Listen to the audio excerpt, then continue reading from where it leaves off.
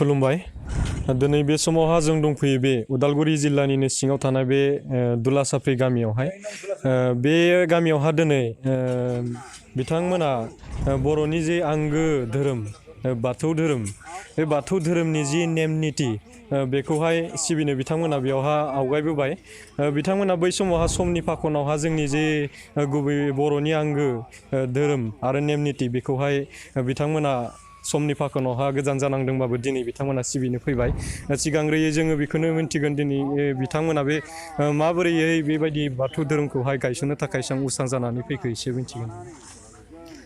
दिनै बे आं बाथौ गायसननायनि जाहोना जादों जेनेबा आंहा सिगाङाव बेबायदि रायजोजों एसां माने खौसे गैयामोन नालाय ओमफ्राय खौसे गैयैनि जाहोनाव जोंहा सिगाङाव ख्रिष्ट धर्मसोमोन नालाय जेनेबा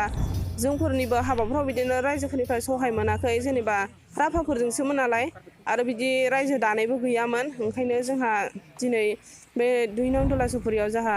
अनिरुद्ध सारमोनाबो गोसो जानानै खौसे जानानै रायजो जानायलाय बिसोरजों धर्मआव गैयालासिनो आङो रायजोआव थानाया 3 बोसोर जागोन नामाथाय 3 बोसोराव थानाय लोगोलाय लासै लासै आं दिनै धर्मखौ लानानै खौसेयाव थागोन होननानै आङो गोसो जानानै फैदों आरो हारसिङै थारमाने गामियासो गुलुं गुजु नालाय खौसे गैलायलाया नालाय थारमाने जायहा धर्मजों रायजोजों जुक्ति गैया बेखौ नारसिननो हानाय पावार जायो आरो ओंखायनो बेखौ साननानै आङो दिनै आंनि गोसो जानानैनो आं फैदों आरो गथ'नि थाखाय आरो इयुनखौ साननानै बिनो आरो आं थांखि बुंनांगौ आरो सांसिं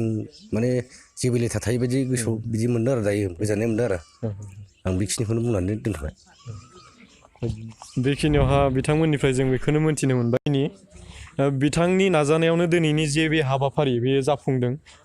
जों सिगांग्रोयै मोन्थिगोन माबोरैहाय बिथांमोना बे खामानिखौ मावफुंनो हाखो बे फोरमायगोन जों एक्सुवेलि जोङो बुंनो थाङोब्ला जिहेथु जोंनि गामियाव समाजा मोननैमोनब्लाबो जोंनियाव जिखिनि समाज दङ बे समाजनि खौसेथि बे समाजनि जोंनि सिबिनाय खान्थि नेमखान्थि आसारखान्थि बेखौ नुनानै बिथाङाबो जोंनि समाजाव दंमोन नाथाय बिथांनि धोरोमा एसे बेलेगमोन बिथाङा संकरिमोन नाथाय जोंनि जिखिनि खौसेथिखौ नुदों जोंनि आसारखान्थि बर'जों गोरोबनाय जिखिनि कालसारनि सोमोन्दो दङ समाजखान्थि दङ बेखौ नुनानै बिथाङा जोंजों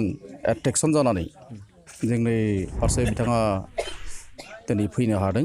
आरो बेनि थाखाय जों बहुद गोजोननाय मोन्दों जिहेथु जोंनि जिखिनि बाथौआरि समाज